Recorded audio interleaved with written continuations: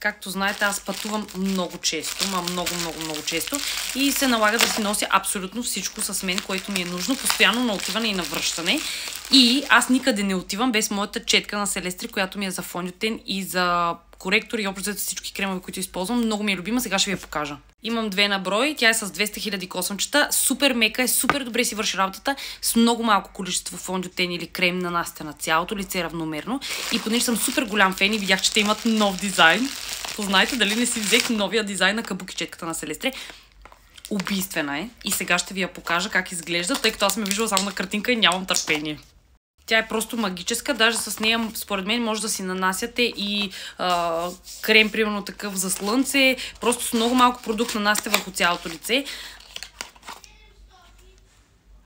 Уникална, има си поставчица. Другите нямат поставка. Вижте колко е различна всъщност. Много удобна като захват е тази четка, но е с малко по... скосена от едната страна, за да може по-хубаво да влиза във ъгъла на окото. Направо е жестока. А за всички фенове... Искам да видите.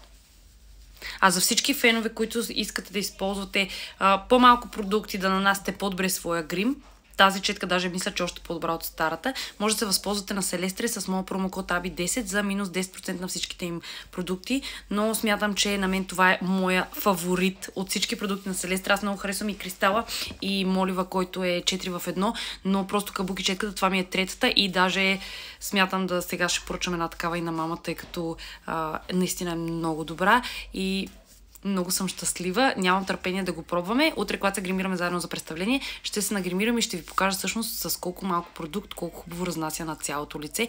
Уникален нов дизайн. Просто Селестри, благодаря ви. Вие сте страхотни. Ако ви е било интересно, може да ме последвате, за да не пропуснете следващия им нов продукт.